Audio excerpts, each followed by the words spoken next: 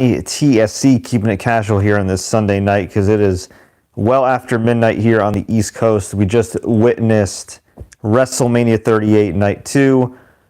Overall, I gotta say, one of the all-time great WrestleManias. Kind of hard to judge, as a collective because there were two nights.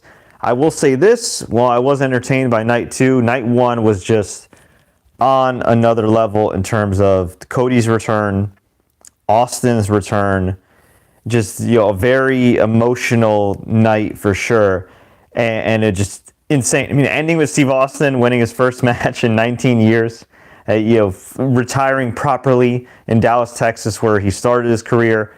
Cody Rhodes coming back, having an incredible match with Seth Rollins. Bianca Belair finally gained the big win over Becky Lynch. I mean, there was just so many payoffs. It was just incredible. It was almost like the perfect event, in my humble opinion.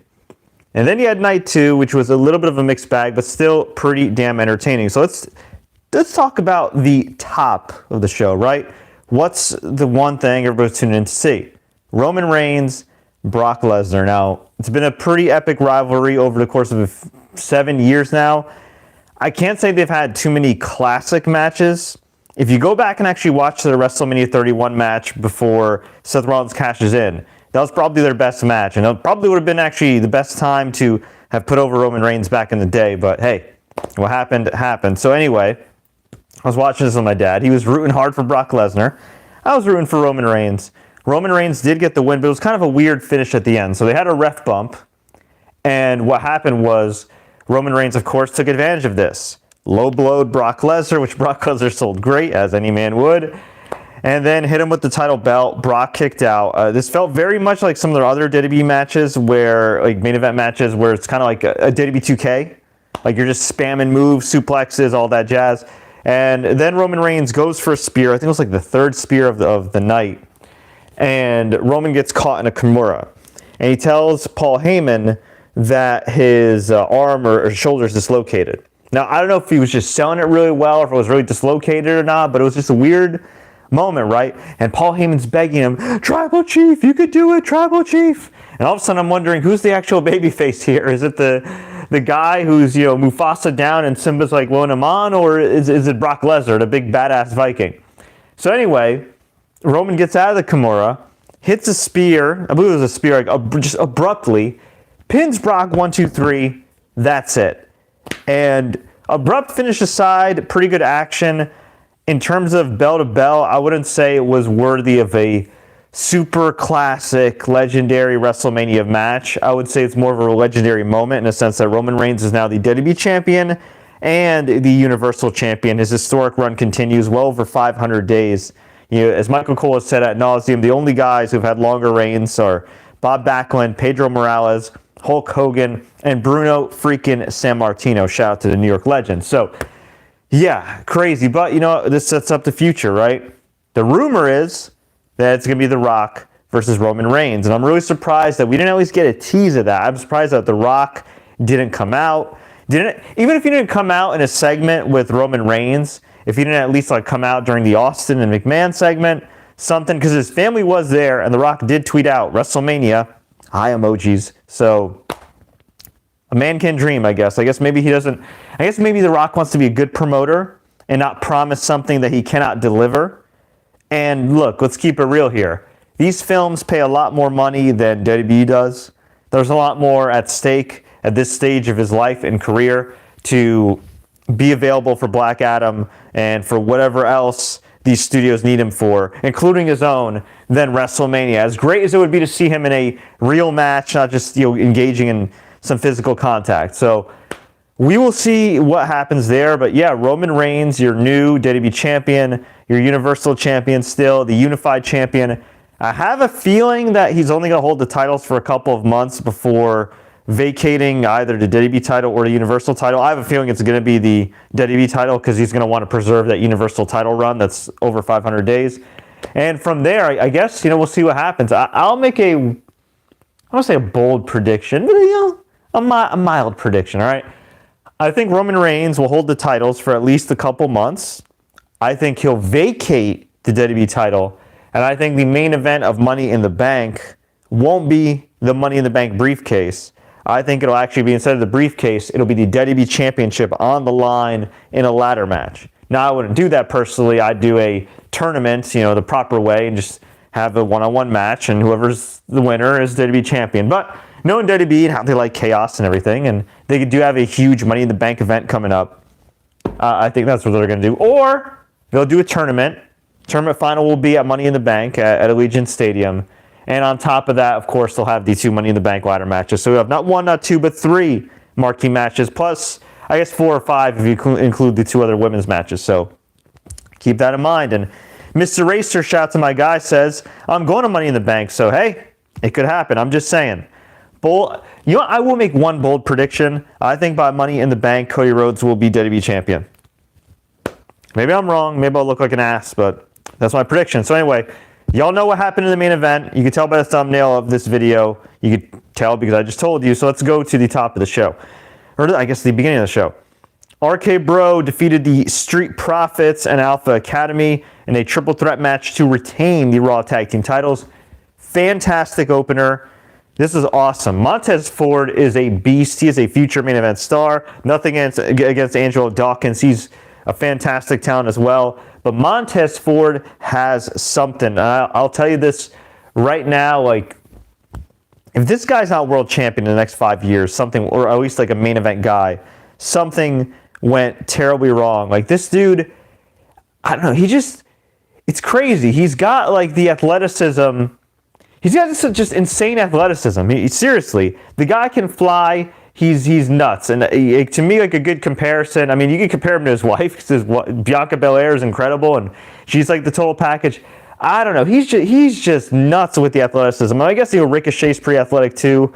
Obviously, Shelton Benjamin in his prime, and even now Shelton Benjamin's still, pretty freaking awesome. I wish Rico and Shelton got a WrestleMania spot. I remember back in the day, I was a huge Shelton Benjamin fan in high school, and I wanted Shelton Benjamin to go all the way to the top, and it just, for whatever reason, never happened. And, the knock on him was, well, he could do all the spectacular moves, he could have great matches, but, he's not great on the mic. And I was just like, why not give him a chance? Well, Montez Ford is a guy that has, prime Shelton Benjamin athleticism, raw skill, real tough guy if he knows actual background. And on top of that, the dude can talk on the mic. So I do hope and pray that within the next 5 years, we're talking about Montez Ford main eventing at WrestleMania. That dude is an absolute stud. Out of the ring, he carries himself great. Him and Bianca Belair, just phenomenal ambassadors of the company. But ultimately, it was RK Bro's time to win here. And it was nuts. Montez Ford went up top. I guess he was going for a dive. Matt Riddle caught him for his own RKO, and then I believe it was Chad Gable who was going up top and RKO'd him from the air. 1, 2, 3. And afterwards, RK Bro, the Street Profits, they celebrated, and then they invited Gable Steveson. Gable Steveson, the Olympic gold medalist, came in, was celebrating with everybody. A little awkward. I don't want to bring down the mood of this recap. I would just say that no matter what you think, if you Google Gable Steveson 2019, he was accused of sexual assault at a party, and he got off due to a technicality, due to intoxication, consent. I'm not going to get into it. That's a totally separate video. But yeah, I don't know if WWE read the room correctly or the stadium correctly, because a lot of people on Twitter seem to pick that up as well. So anyway, get that out of the way. Chad Gable comes in, interrupts the whole thing. Gable Steveson rips off his shirt, suplexes Chad Gable. Gable suplexes Gable. And yeah, it seems like they're strapping a rocket to this kid. And again, no matter how you feel about the background and some of the stuff on his Wikipedia page, they are very high on him. I think it's a little too much too soon, though. I think people forget that Kurt Angle didn't just debut and was automatically great. Yeah, he was a prodigy, but he had a lot of work with Dory Funk Jr. He got to work with the late, great Owen Hart, and he had a lot of great workers to work with. Not that there aren't great workers who can help Gable along the way, but yeah, the guy needs some time in NXT, man. He needs some freaking seasoning. It's crazy. I think it is a little too fast. And if you want more viewers for NXT and you're keeping his name, and you want to capitalize off of the Olympics fame, which, by the way, NBC Universal owns the rights to, and also owns the rights to Raw and NXT, Why wouldn't you just put him on NXT and drive up the viewership for NXT? I don't know. It makes sense. I know what they're going for, but I feel like they're kind of again, whether you like him or not, I feel like they're kind of setting him up unintentionally for failure. So we'll see what happens there. But I should also mention too that right at the top of the show, Triple H came out and did his trademark pose and everything in the suit. If you don't know, the poor guy had to retire due to a major heart condition, almost suffered heart failure, almost died last year. God bless him. He looks healthy, or as healthy as a guy with a pacemaker and all that jazz can be. And yeah, did his trademark pose, did everything, was very emotional. He said thank you, and he said welcome to WrestleMania, pyro and everything. And then he left his boots in the middle of the ring, which is symbolic of, well, that he's done. And so, yeah, I didn't expect it. I got a little emotional yesterday. I didn't expect to get emotional tonight. And yeah, look, we all have our valid criticisms of Triple H and his legendary career, but at the end of the day, the guy has had an incredible career, one of the greatest of all time. Son-in-law or not, the guy's one of the greatest of all time, one of the greatest heels of all time, fantastic freaking worker. He left an incredible impact, and with NXT as well. I know it didn't end well with the black and yellow era, but man, that guy paved the way for a whole lot of people. He learned from the best of them, of course. The late great Dusty Rhodes, Harley Race. I mean, the guy is, no pun intended, is truly still a student of the game. So God bless him. He's a father first and foremost, and I wish him the best. And yeah, I'm really glad he had that moment. We had Bobby Lashley pin Omos, and this was okay for what it was. Bobby Lashley made him look good, but ultimately it's Bobby Lashley who got the pin. So good for Bobby Lashley. Omos gets his first defeat. I didn't mind this. I'm an unapologetic Bobby Lashley Mark fanboy. I'm a huge Bobby Lashley fan. I'm so happy that these last few years have been the best of his career in his freaking 40s. But if we're trying to make some new stars, would it have made sense if, Braun Breaker, Rick Steiner's son, who just lost to Dolph Ziggler at Stand and Deliver, wouldn't it have made more sense if Braun Breaker debuted here and beat Omos? I'm just saying. Wouldn't it have made more sense if maybe Omos had an open challenge and it was either Ricochet or Finn Balor, who, are the current IC and United States champions, who didn't even sniff a spot on the WrestleMania card? Wouldn't that have made more sense? At least for Ricochet, who's still a relatively young guy. Just saying. Maybe Cameron Grimes could have gotten an upset. Maybe Solo Sikoa. Maybe Carmelo Hayes. I'm just saying. Even LA Knight, who's not exactly a young guy, but he'd be new on the main roster. I don't know. I feel like there was a low-key missed opportunity here, but we'll see what happens. Johnny Knoxville pinned Sami Zayn. And in terms of just pure entertainment value, a match of the year candidate. This was nuts. Sami Zayn gave Knoxville so much, and Knoxville took some punishment too. But there was a hand trap where Sami was chasing him outside, and a giant hand just smacked him. The best way I could describe this match is if Home Alone was a match, if this was booked by Kevin McAllister, this would have been like the Home Alone of matches. Epic. They had the various jackass characters. My personal favorite, Wee Man, was there. Wee Man body slammed Sami Zayn. And finally, after going through a table with mouse traps, after getting hit with mouse traps, after being body slammed by Wee Man, Sami Zayn gets slammed on a giant mouse trap. 1, 2, 3. Johnny Knoxville got the win. That was some epic stuff, and I thought this feud was going to be typical garbage. I don't know. At first, when Johnny Knoxville cut that promo about the whole, Royal Rumble and everything else, I thought, okay, this feels kind of like a Drew Carey kind of deal. Are the people going to pop for Johnny Knoxville? I got love for Johnny Knoxville. I saw somebody post, I think it was Taryn on Twitter who posted, Johnny Knoxville, top 10 white people dead or alive, and I agree with that. He's definitely in that Tony Hawk echelon. Unless something's unearthed about him that's problematic, he's top 10 white people.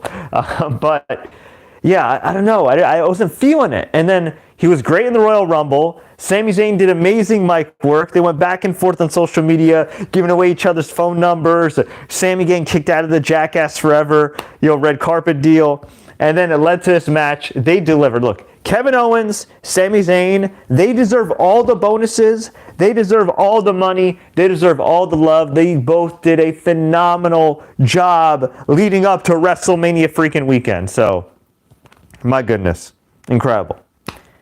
Sasha Banks and Naomi defeated Queen Zelina and Carmella, Rhea Ripley and Liv Morgan, and Natalya and Shayna Baszler to win the WWE Women's Tag Team titles. Pretty good little match here. I enjoyed it. And Sasha Banks finally breaks the WrestleMania losing streak. Naomi is finally a champion again. These tag titles have not been booked very well, but I have high hopes after this. And shout out to Liv Morgan and Rhea Ripley, looking phenomenal with that.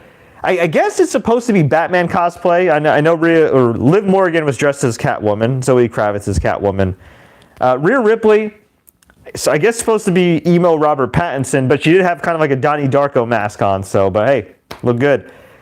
Edge beat AJ Styles. Really good match. Kind of weird though.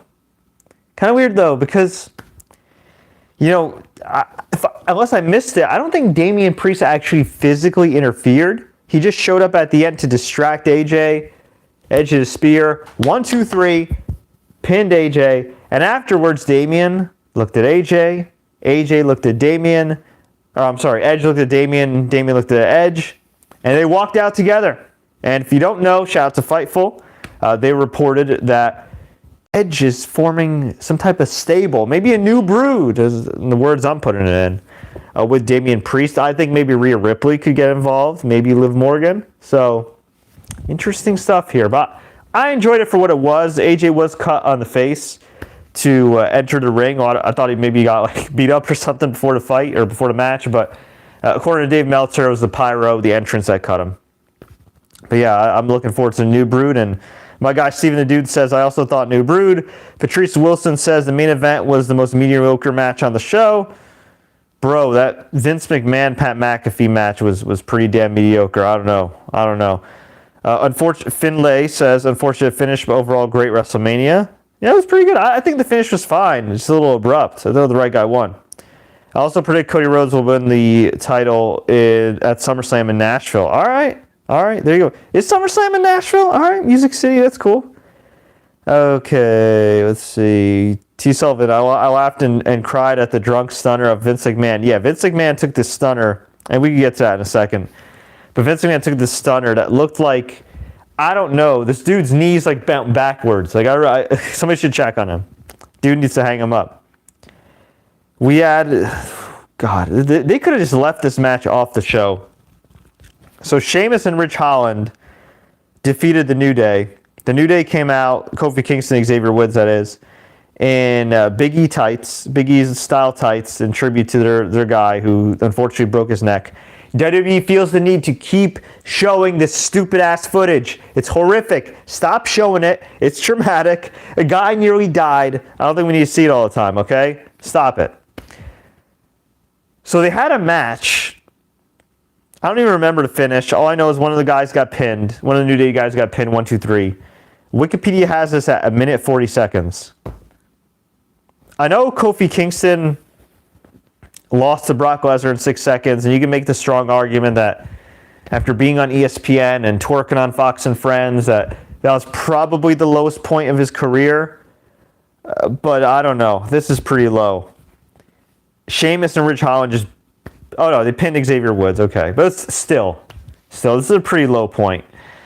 And then afterwards, Butch, a.k.a. Pete Dunne, just beat up poor Xavier, pulled out his braids, beat him up some more. Yeah, I'm happy these guys got an appearance, especially Pete Dunne. But I don't know. I mean, I guess their paycheck will reflect that they were on WrestleMania, but this was an embarrassment. Pat McAfee defeated Austin Theory via pinfall. Really good match. Pat McAfee is a natural. I love the fact that he literally just wears a black tank top, black pants. He's Pat McAfee. It's great. But then we had Vince McMahon who, by the way, introduced Austin Theory. I don't know what the hell he sees in Austin Theory, but he introduced him. Vince McMahon ripped off his shirt, ripped off his tie, had the old school tank top on, looking jacked. I mean, he also looked like a freaking walker from The Walking Dead, but still jacked. And he proceeded to go 4 minutes with Pat McAfee. Austin Theory was interfering. Referee didn't do anything because it's the boss. And Vince just pinned him 1, 2, 3. What? That could have gone like a minute. Then, after an excessive amount of showboating, an exorbitant amount of just walking around, showing off, Austin and Vince even took a selfie. Steve Austin comes out, stuns Austin Theory. He sells it great. They have a beer together. He stuns Vince McMahon, and Vince McMahon just goes like, I can't even do it. It's just like first he kicked Vince, and Vince was stumbling like he was drunk. Then he tried to stun Vince McMahon. This is, by the way, an even worse stunt than on the freaking Klansman Donald Trump at WrestleMania 23. It was even worse than that. It was like, at least that he sort of got like the head and like the toupee, and whatever, the Klan hood. But no, in this one he went for the stunner, sort of got Vince McMahon's head. Vince McMahon's like this, like I don't know what he's doing. Some kind of like, I don't know if he's listening to Beyonce in his head. He's just like this, and his knees just like, I don't know what happened to his knees. Like, if you ever see a viral video of like the independent wrestler, a poor kid who entered like the ring and his knees just like bent the other way and broke his legs.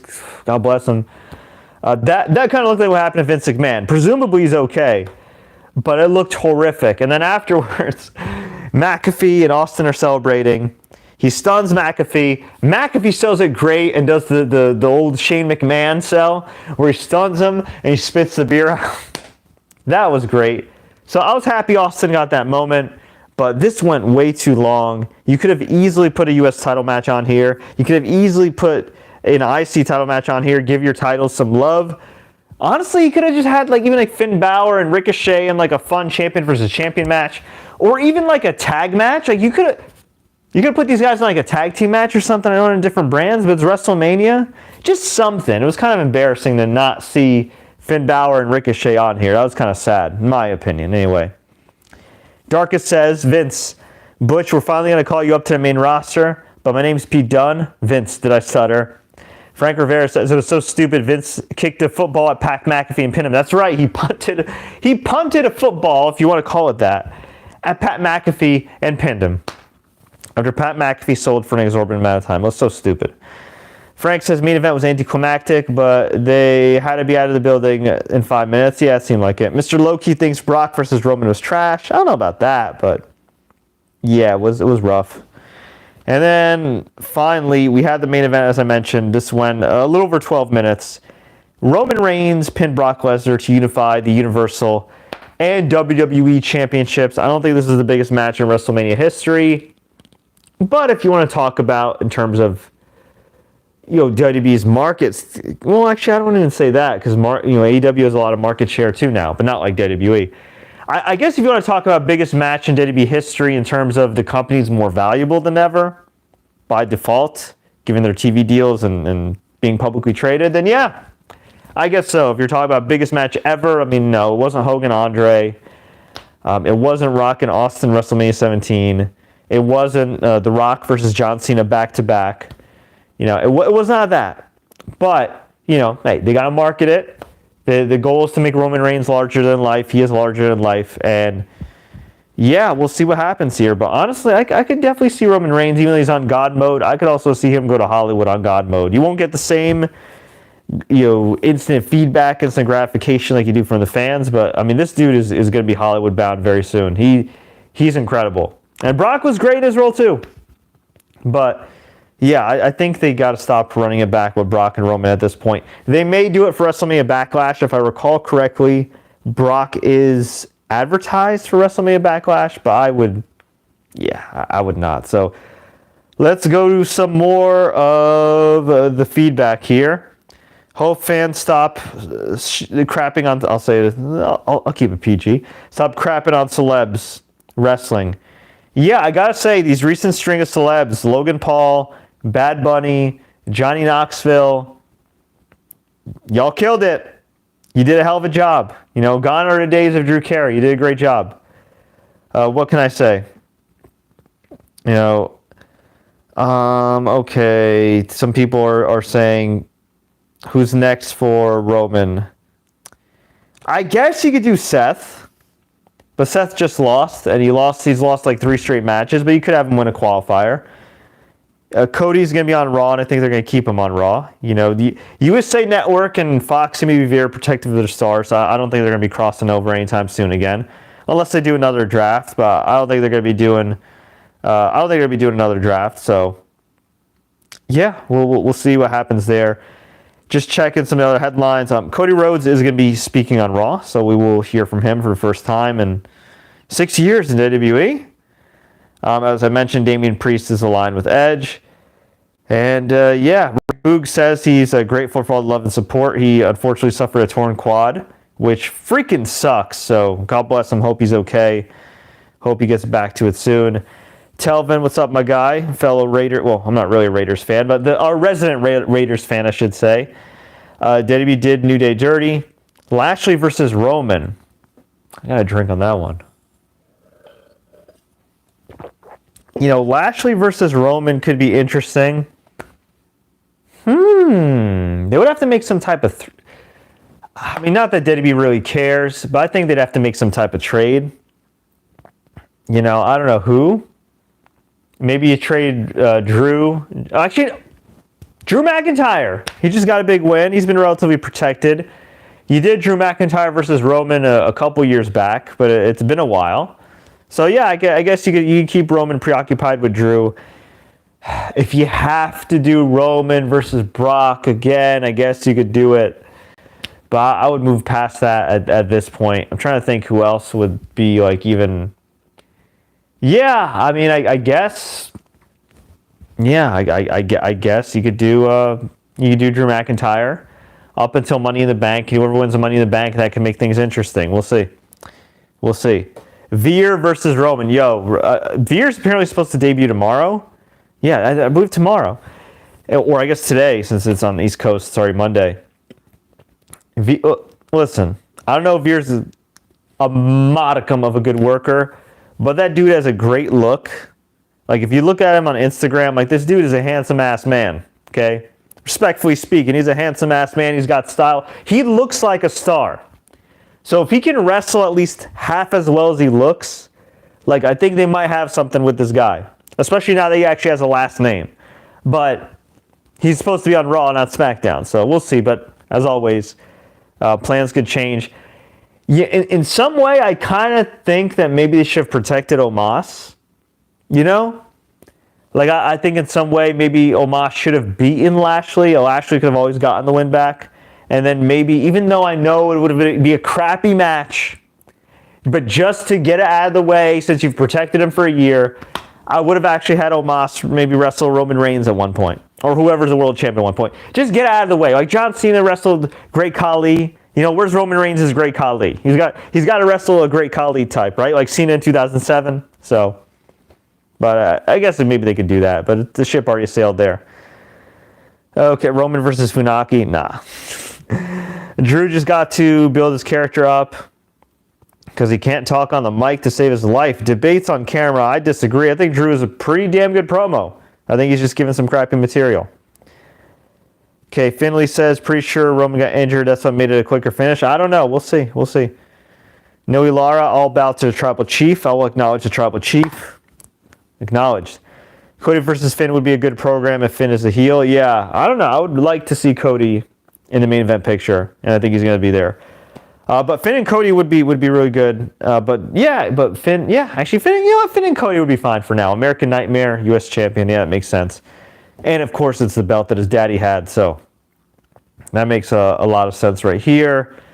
Just checking to see if there's anything else that has been going on that I may have missed, because a lot of stuff here. Conor McGregor is begging to be on WrestleMania. I am not a Conor McGregor fan. This dude, all I can say is, do think Gable Steveson's problematic. This dude's had multiple SA allegations. He was just arrested for like speeding or something in Ireland. He punched an elderly man. He insulted the Muslim, Islam. He got his ass kicked by Habib. I don't know. He's a huge star. It makes financial sense for WWE to bring him in next year, but I am over Conor McGregor. I'll just leave it at that. So we'll see from there. Where do you think Seth Rollins fits in? I don't know. Good question. You could have done Seth in a world title match. You didn't need to unify the titles. I think Seth versus Big E, had Big E not been injured, which I believe was the original plan, would have been awesome. But such is life. Oh, Randy versus Roman. Oh, yeah, that's right. I forgot. Dual champion. You can go any brand. That makes sense. You know what? Randy versus Roman would be good. Drew. I guess, you know what? You could technically do Cody versus Roman because Roman's the unified champion. I forgot about that. But then you'd have to beat Cody, and I would not beat Cody. I would not beat Cody right now. But that is a big match. That is true. And that would be a very Vince McMahon thing to do, to take the opposition's biggest star or one of their biggest stars and beat them right away. So that could be possible. Interesting. We'll see what happens. Somebody says maybe Ciampa could be in the new Brood. I like that. Ciampa had his last match in NXT. I'm assuming he's going to be debuting on Raw on the main roster officially, finally. What a difference a few years makes, right? He dyes his beard, he trims it a little bit, he gets a little bit better of a tan, and guy looks like 5 years younger. It looks incredible. So we'll see what happens. But folks, I'm going to get on out of here. As you know, I don't always do a lot of these things, but I had to talk about WrestleMania and chop it up with everybody. Just want to send a special shout out to all of you. You guys are amazing. I want to send a shout out to all my folks in the wrestling space. Shout out to Wilkins and Jobber Tears podcast for getting that Spotify gig. That is incredible. Shout out to my guys, the Public Enemies podcast, who I believe are on live right now as we speak, as I'm recording this on YouTube Live. So please check them out. Tell them Fred sent you. Shout out to my homie Deborah God, Brian Barry, my dude Bing 2020 podcast, the Quincy Jones Show, my buddy Matt Speaks Wrestling. The list goes on and on. Steffi B, Wrestling in Color. If you haven't checked out a very underrated podcast, Wrestling in Color, fan-freaking-tastic stuff. Wrestling While Black. So many great fellow creators out there. My guy Julian Cannon, Alternative Minds. Yeah, love all you guys. My friend, it's Samira. She's awesome. She's currently in Dallas right now. She is killing it, fellow Lebanese homie. So yeah, just really happy to see a lot of creators thriving, flourishing. It makes me really happy. When I first came up into space, there was a lot of jaw jacking. A lot of dudes were douchebags and didn't want to collaborate. And now I see so many people succeeding. I love it. There is room for everybody here. But if you want to follow me in my exploits, maybe you want to check out some of the interviews I do. I just did an interview with my guy Diamond Dallas Page. We talked Cody Rhodes. We talked his new Netflix series, everything else. Check that out on this channel. All you got to do is click the subscribe button, youtube.com/The Sports Courier. If you're listening on Spotify or wherever you get your podcasts, click that follow button. I'll have more interviews to come. I also did an interview a few months back with Cody and Brandy Rhodes, and it's a little interesting in retrospect, so you might want to check that out. Recently did an interview with Mark Henry. I have my other channel, youtube.com/TSC Gaming, where I interview Marvel actors, DC actors, actors on actors. The list goes on and on, so check all that out. But until then, it is like 1 a.m. in the East Coast. I bid you adieu. Love y'all. Thank you so much. Eid Mubarak to my homies celebrating Ramadan. And yeah, God bless everybody. Hope you're all doing well. And let's hope for an awesome spring in pro wrestling. Peace.